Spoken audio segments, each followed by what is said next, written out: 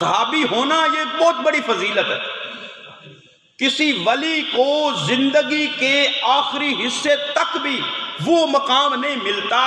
جو صحابی کو زندگی کے پہلے حصے جب وہ کلمہ پڑھ کر محبوب کی غلامی میں آتا ہے، جو مقام اس کو مل جاتا ہے وہ کسی ولی کو بھی نہیں مل سکتا۔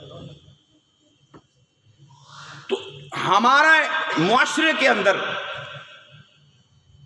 جو حضرت امیر معاویہ کا ذکر نہیں کیا جاتا، نام نہیں لیا جاتا، اس کی وجہ جو حضرت علی المرتضیٰ شیر خدا کرم اللہ تعالی وجہ الکریم کے ساتھ ان کا جو تنازع ہوا، جو جھگڑا ہوا، اس کو بیس بنا کر، اس کو بنیاد بنا کر جو ہے وہ حضرت امیر معاویہ کا نہ ذکر کیا جاتا ہے نہ تذکرہ کیا جاتا ہے، بلکہ کچھ لوگ تو ان کے لیے الفاظ بھی غلط استعمال کرتے ہیں۔ لیکن ہم اہل سنت و جماعت حضرت امیر معاویہ کا بھی احترام کرتے ہیں، کس وجہ سے کہ وہ صحابی رسول ہیں،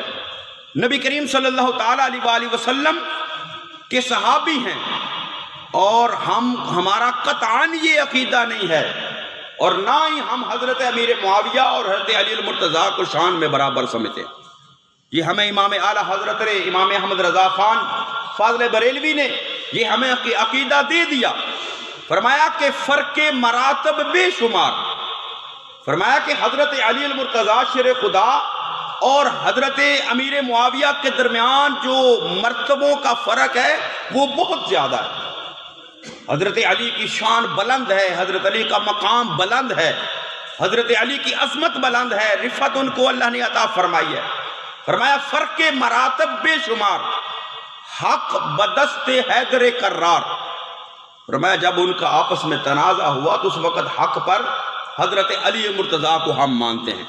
حضرت امیر معاویہ کی وہ خطا تھی، اجتہادی خطا علماء فرماتے، لیکن فرمایا کہ معاویہ بھی ہمارے سردار، فرمایا وہ بھی ہمارے سردار ہیں کیونکہ وہ صحابی مصطفیٰ صلی اللہ تعالیٰ علیہ وآلہ وسلم ہے۔ تان ان پر کار فجار، فرمایا ان پر تان کرنا یہ مومنوں کی علامت نہیں، یہ فاجر لوگوں کی علامت۔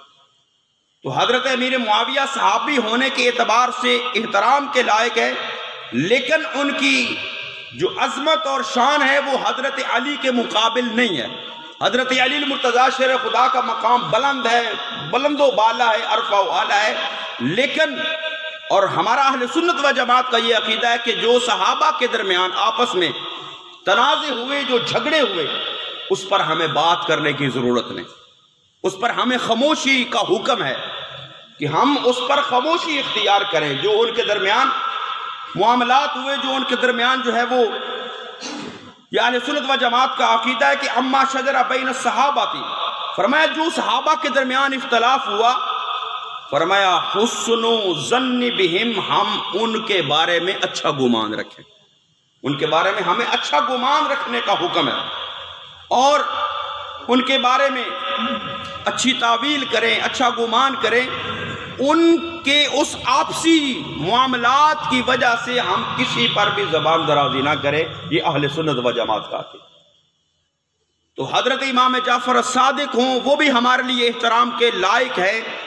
ہم ان کی بھی احترام کرتے ہیں، ان کی بھی عزت کرتے ہیں، ان کا بھی جو ہے وہ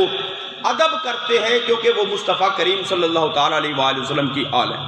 اور حضرت امیر معاویہ کا ذکر بھی خیر کے ساتھ، بھلائی کے ساتھ کرتے ہیں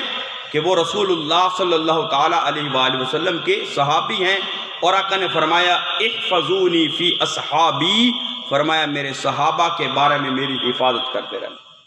کیونکہ صحابہ پر اگر انگلی اٹھائیں گے تو وہ انگلی رسول اللہ صلی اللہ تعالیٰ علیہ وآلہ وسلم پر اٹھیں گے۔